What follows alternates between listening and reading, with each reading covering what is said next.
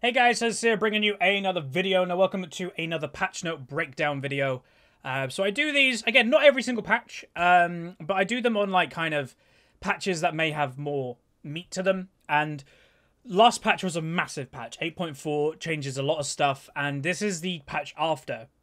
And I'm sure that a lot of people kind of were like, wow, there's some really strong stuff in 8.4. And I have not read these patch notes yet. So I'm expecting just some stuff that kind of reduces certain things. You know, we've recently seen the rise of the Banner of Command play, that you get Baron basically at 20 minutes in the game if you're ahead. Because Baron buff got buffed. And also now Banner of Command, it's basically unstoppable push. And people literally end the game at like 22 minutes with that Baron push. So I'm expecting something's going to be changed with that. And then mid lane, there are some mid laners that feel a little bit overtuned. I will say I do know about one thing that there is in this patch notes. I know they're buffing Swain, which it just makes me laugh. Like, again, Swain is ridiculously strong if you're playing his new playstyle. The reason why most people think Swain is weak is because they're playing the old playstyle. They're playing kind of the bruisery AP mage, battle mage as it were, and building the old stuff. So Rod of Ages, Spirit Visage, well, that's not new Swain. The people that are having success with him, me included, are building basically burst mage. That you go for pure burst damage, one-shot people, with also having the healing with your ultimate, but no Spirit Visage, no Rod of Ages, just a burst mage build, and that is incredibly strong. And they're buffing him because people are playing him in the old way and not adapting the new way. So Swain's probably going to be broken, I will just say that. But let's get into it. So again, we're going to skip most of the gubbins because we don't care about the gubbins. So the first thing to say is Kai'Sa is being released. I will say she is out now, technically. I have already recorded Unranked to Diamond for the day, and I wanted to play her. She was one of the ones I was going to play, but she got disabled the moment she got released. So as you can see, I'll just show it really quick. She's unlocked. I already own her. I went to play a ranked game after purchasing her, not even available to pick. So something obviously went a bit wrong, or there's a bug, I don't really know, but she's in the game now, which is cool. So expect a video on her soon. So let's get into the first champion changes. So Azir, a buff, Q damage increased. It's always a bit interesting when they throw a buff on Azir. Wait, nerf? No, decrease, sorry. Other way around. So yeah, he's been decreased. And let me just quickly, again, let's see if my point is true. What win rate is Azir currently sitting at? Azir is currently sitting at a 47% win rate. So to everybody at home, and again, I see it occasionally, people going, Huz, you're wrong about win rates. They do matter. Why is a champion getting nerfed if it's got a negative win rate? It's because win rates don't matter. They don't tell the full story. These win rates are on the spectrum. And again, this is a Platinum Plus win rate, by the way. It's probably even lower the lower rating you go. But it's a Platinum Plus win rate, which is Platinum players, Diamond players, Master players, Challenger. And it's still negative, yet they're still nerfing him because he is a very high skill ceiling champion. There are certain champions in League that have low skill floors and low skill ceilings. So, like, you can pick them up really easily and you can't do a lot with them. Like, you can get good at them, but it doesn't take that much. Like Yi and Garen, they're them type of champs. There are some champions that have low skill ceilings or low skill floors, but high skill ceilings that, you know, anybody can play the champion, but there's a massive difference between it being good or bad. The good example of this is Morgana. A good Morgana will be very different to an average Morgana, and there's a clear difference there. And then finally, you've got champions like Azir that have a high skill floor and a high skill ceiling. That means everybody can pick him up, but they're probably going to be bad with him. The thing is, the people that are good with him, because he has that high skill floor, the Master, the Challenger players, are basically unbeatable on this type of champion. And if you buff him, and, you know, this is where, again, I've said time and time again, they balance the game to high rating, because they have to, because you can't let high rating players just abuse stuff that they're good at. They have to nerf him, even with a negative win rate, because the win rate doesn't tell the story. It never does. So there you go. That's just the first point we can get out of the way. Galio. I've been picking up Galio, and again, I did a whole video titling, I was wrong about AP Galio mid. I'm fine admitting when I'm wrong. And he's good. He's actually pretty strong in the mid lane. You have good control over the game. You've got good protection. You've got good engage. He's strong in certain aspects. What are they doing to him, though? They are doing Q cooldown and mana cost increased at later ranks. that's fine. It makes sense. So they're not nerfing his lane phase, which is good, because his lane phase, I think, he's a melee champion technically with autos. So if they took away some of his early strength, that would hit him really hard. Also, there's something in my eye. So apologies for that. But yeah, no, his spam potential at late game with actually doing pretty good damage is... It's good. So I'm fine with that. Like, you know, because he's not meant to be AP, his ratios are actually very high. Because, again, they're not expecting you to build full AP. So, yeah, that makes sense. Again, that's fine with me. I will say that's not going to stop people playing him. So that to me is a fine nerf. Jhin. Passive bonus attack damage increased. Q damage ratio increased. W can now root off all Jhin's damage. Hey, that's good. That's a really nice quality of life change for Jhin players. Shame that I did my Jhin episode, I think, already. But maybe we'll do another one. So it's getting a decent buff. It looks to be like a 1/2 AD buff on every single rank. It's pretty good. Yeah, wow. Nice. Q has been significantly buffed in the late game. 10% more buff in attack damage. That makes a difference. And then finally, any damage that Jhin deals, he can now do his W to root them. That's good. I think that was kind of needed. Nocturne, though. Passive healing increased. Passive cooldown refresh on champion increase. And Q missile speed increase. Just a general buff to Nocturne. Do I think this will bring Nocturne into the light, as it were, and make everybody play him? Probably not. You know, there are just some champions that are a little bit more open to the whole community. I think Nocturne is a niche champion. But for Nocturne players, they are probably smiling ear to ear right now, because I don't think it's going to make him overpowered. I don't think it's going to make him mainstream. But for Nocturne players, it's just simply a buff to their champion. But let's just see the numbers. So base healing has gone up significantly. That's good. Cooldown refresh has gone 1 second per hit on champion, 2 seconds. So it's been halved, basically, or doubled the amount of refresh he has. So every single time you hit an enemy champion, your passive goes down 2 seconds every single time you get a hit in, instead of that 1 second, which is cool. Missile speed's gone up by 200. It's okay. W, if Shroud of Darkness is active when Nocturne recasts Paranoia to dash to his target, it'll stay active until... Oh my god, that's been a change that they've needed for years. So before, because obviously if you don't know, Nocturne's W is the anti-CC, like Severe's shield. That you can't get CC'd, it'll absorb the spell. Before, as a Nocturne, you had to use your ult, and then as soon as you land on somebody, you had to spam your anti-magic shield. When now you can do your anti-magic shield and then ult, and then it'll stay on you when you land. Because before, you could ult and then get CC'd instantly because you didn't have time to land to do your anti-magic shield. So to me, that's just a really nice quality of life change for Nocturne. That's good. And then finally, his ultimate... he's got more time to recast his ultimate now, which again, sometimes it's a bit lame that Nocturne's like, oh, no, I'm out of range, I'm about to get in range, and my ultimate, I can't recast it. So just a nice 2 second buff to that. That's pretty good. Olaf. I'm not seeing a crazy amount of Olaf right now, but I have actually heard he's quite strong. E cooldown decreased. E total attack damage ratio increased, so they're buffing him. E total attack damage ratio increased. R flat bonus attack damage decreased. R bonus attack damage now scales with total attack damage. Okay, so they're just changing it. So the cooldown on his E has been buffed, so it lower cooldown, and it's now scaling with more attack damage. And then his ultimate has been nerfed in the flat damage it gives, because it used to just give 40 AD on rank 1, so it just gave you a BF sword when you pressed R. But now, Olaf now gains 30% of his total attack damage as bonus attack damage. So basically what they're doing here, everybody, is telling you to build more Bruiser on Olaf. Build more damage. Go that Black Cleaver. Go that Death's Dance. Be annoying.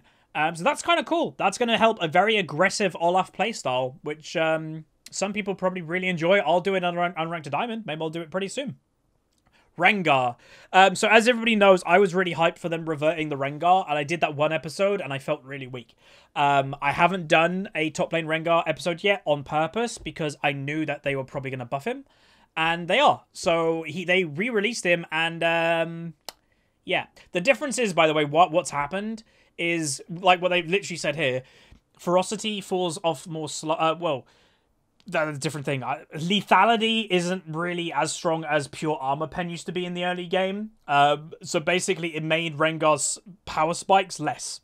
So maybe they're compensating for that. Passive, the fall-off timer has now been increased, so he has longer to do stuff. Only the spell used to gain Fury is locked out. Oh, okay. And lockout duration for Q and E is down 1 point. So it's mainly a buff, but you basically can't use your Q to get your full Fury. Or Ferocity, basically, now. Okay, that's a bit of a change. Q buff, yeah, it's been buffed 10 damage on everything. Okay. The ratio has also gone up. Rank 1 lower, rank 2 lower, but then from rank 3 and above, it's been buffed. And then also fixed the bug where the empowered one was slightly faster than the regular one. E, if Rengar presses Q or W during bowler cast time, he'll now buffer those spells and cast them when bowler strike completes. Oh, so they're spell queuing. So you can't do like a really clean combo that you do it all in one anymore. They're slowing down that combo. And then finally, Rengar's True Vision now lingers on his target until the leap completes, rather than the... Oh, that just helps. That's good. And then Bugs, I can't be bothered to look at Bugs. Ryze, I've always said Ryze isn't a great solo queue champion because he requires communication, because basically his ultimate is completely useless in a solo queue setting, unless your team is just really on the ball. So the lower rating you go, I would stay well clear from this champion, unless they give him a different ultimate. Because his Q, W, and E are actually quite good. Spell Flux has been buffed significantly, but the spread damage has gone down. So basically, they're buffing the 1v1 damage it has, so you can fight people more, but they're getting rid of the whole thing that he can basically kill a minion wave at level, like, 2. That he presses, like, Q and E and the whole minion wave dies. You're like, what? So they're basically getting rid of that. And then his ultimate has been nerfed? Yeah, they nerfed it by 60 seconds. Wow, that's a significant nerf. A whole minute nerf. Wow. Because I don't think the cooldown goes down when you rank it up. I think the only thing that changes is the radius of how far you can teleport it. Shyvana. Attack damage per level increased. Really? And that's significant too. Wow. 2.8 to 3.4 per level. That's pretty damn good. I will say, in a few days' time, you'll see a Shyvana in an episode of Unranked Diamond pop off. I'm not going to say which team it was. I'm not going to say the outcome of the game. But she did really well. And obviously that was on today's patch. So maybe Shyvana is going to be pretty damn hard to deal with. So yeah, wow. Skarner. E stun duration decrease. It's only a 0.25 stun, which, you know, great. It will make a difference. Again, I'm not a massive fan of Skarner. I don't rate him that highly. But a lot of people love him. I think he got a little bit on the hype train too much when he's fairly easy to counter. But again, solo queue is solo queue, and not always people are going to play a good way to counter certain things, so I guess that's why he's strong, but yeah. Swain! Here we go, let's see what they're doing. Q! They're reducing the cooldown by 2 seconds at rank... They're reducing the cooldown by 2 seconds at rank 1. Do they have people at Riot that are playing him in the new way? Like, are Riot's testers playing Swain in the old way, and that's why they think he's weak? It just astonishes me. It really does. This of all the years that I've played League, I've never seen a champion actually be strong, and them keep buffing it because they like. The community hasn't figured out how to play him yet. He got picked in the LCK, for God's sake. You know, weak champions don't get picked in the LCK. It's astonishing. So I will say, if Swain isn't 100% banned or picked, this is going to be a great patch for me, because I'll just play Swain a lot and climb. I will say, slight spoiler, but I guess it's fine. My main account, I just got promoted to Diamond 3. Again, I've hardly played on my main account this season. Let me actually quickly check. I have played in a grand total of... there's actually an even number. I've played 80 games on my main account. 80 games in nearly 2 months. That is absolutely pathetic for me. Like last time this year when I was in Diamond 1, I think I would already have played about 200 games by now. I think we'll get Diamond 1, you know, without much difficulty. I just have to play more. Like, 80... It's bad, man. And I will say, tomorrow... I actually can announce this, because this video is coming out tonight. Tomorrow, Thursday, the 8th of March, I'm going to be doing a longer stream than normal, starting at about 10 or 11 o'clock in the morning UK time, and I'm going to be going to about 6 or 7 in the evening UK time. I may go get lunch in the middle of the stream, like quickly jump in the car and just go get something, because I actually haven't bought anything. I probably should have planned ahead, and I really can't be bothered to leave the house at the moment. I'm in my pajamas already, I'm going to be honest. So... yeah, tomorrow, be there, twitch.tv/HuzzyGames, pretty much just going to be playing on my main account the whole day, and we're also probably going to record a Q&A, and we'll probably also record a op.gg review episode too, because people really enjoyed that, so be there, or be a chair. W range has been increased. Again, Swain's W is much of a muchness for me. They're increasing the radius of it, which is, not radius, making it bigger, which I think is good. But this is the weakest spell in his kit for me, by far, and I only do it very occasionally, and it's a really big surprise. It's a really nice feeling if you pick up like a snipe kill with it. But now they're buffing it, so great. It's a bonus, but again, it's still not going to be one of his main spells in his combo. E, radius increased to match visual. It's been buffed to 100%. To 100, sorry. Fixed a buff when Nevermove was starting its return a frame to her slowly, and fixed a bug where Nevermore would sometimes not root its primary target. And so they're just helping him out. They're fixing stuff. And then new. Okay, what are they doing with the ultimate? Demon Flare now passes through champions. Effects like Yasuo's E, Wind Wall, or Brom's E, Unbreakable still... Wait, what? Really? Oh my god, that's going to make him really strong. So, in my videos that we've been playing Swain, I'm sure many of you have gone, damn, that teamfight damage was really high. They're improving that by a lot. If I've got this correct, let's just say Swain's ultimate does 800 damage when he blows up, right? Before, it would only do that 800 damage to the first thing it hits the whole way around him. Where now, if I've got this correct, it will now pass through champions and deal damage just the whole area. So if you've got a Brom, a Janna, and then a Tristana hiding behind the Janna, it'll now hit both of them. It won't just hit the Janna, it'll hit the Janna and Tristana. If that is what that means, that's ridiculous. Like, oh my god. I want to play my main account. I want to play Swain. Jesus. Alright, Tristana, attack damage, attack range decrease, especially at early ranks, W base damage increase. Wow, really? So they're reducing her range to make her playstyle more about her rocket jump, basically. Which, she does that anyway. They're buffing her W, which a lot of people seem to do. So that's interesting. Because good Tristanas use their jump really well anyway. But okay, Tristana does need a nerf. She's a little bit strong. Twitch. So there's a buff to another AD carry to try and bring him onto a similar level. Great. Volibear, who's ridiculous right now, who... is today's Unranked to Diamond. Yeah, today's Unranked to Diamond would have been the Volibear, and you guys would have seen... oh, no, it's tomorrow. Nothing happened. You remember nothing. You would have seen yesterday's Climb to Master, is what I meant to say. That, yeah, he's ridiculously strong. And what are they doing? So the E, extra scary, slightly increase the speed, but decrease the duration of the knockback. That's fine. Like, to me, that's not a problem. But they're not touching anything. They're not touching his damage. They're not touching his tankiness. Volibear's strong for another patch, everybody. ZOE, the champion that they literally murdered because she basically can't be balanced. Lots of changes. Okay, so attack range has gone up with her auto attack. Q has been buffed a little bit with her base damage. Is now Paddle Star's base damage is now increased by and her wait, what? They're just buffing it like crazy again. But what, Riot? What are you doing? You're making the problem happen again. Well, the problem wasn't the AoE damage. Like, they're going, hey, we're getting rid of AoE damage on her and stuff like that. We're getting rid of her, they're reducing the explosion damage. Oh, we're getting rid of that. It applies her passive. That wasn't the problem. It was the pure damage of that ability, and they're now basically putting it back to that state. Just, again, this is why it annoys me that she even got released, because this just isn't a champion that they can balance. She's probably going to be back broken again, one-shotting people. It's like...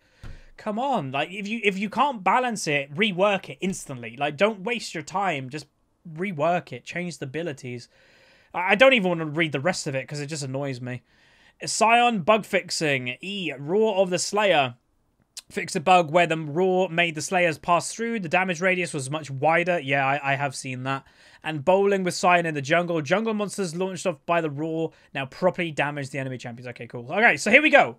Banner of Command. I've said it right at the beginning of this video. It is a problem. What are they doing? Siege minion bonus damage to turrets affects Banner of Command and Hand of Baron no longer stack. So like I said right at the beginning, I haven't read this yet. When you got Baron and someone had Banner of Command and those two abilities stacked, the literal cannon minion that you have buffed with Banner took out towers by itself. Like, it was like 6 hits. It was ridiculous. So they're now getting rid of that. So that's good. I think people will still build Banner Command, by the way, because I think it is actually a pretty hard way to deal with things. But at least that's gone. Cinderhulk has been nerfed, so tank junglers have been nerfed.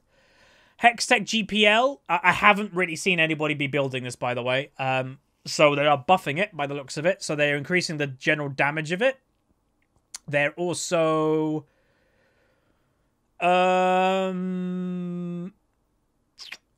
Okay, that hasn't changed from last patch. And they're increasing the slow. Okay, there's a buff. Warmogs. That makes sense. Making it so you need more health to actually activate the Warmog's passive. I agree with this. And this will actually probably hurt Volibear and Sejuani the most. Because both of those champions could get to 2,750 health on the second item. Like, both of them could build...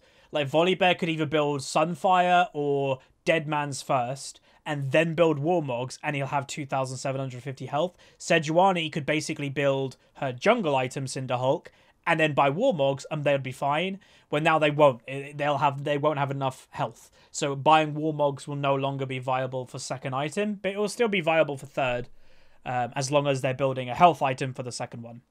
Turrets. Damage to melee minions increased, so they're killing melee minions quicker by 2%.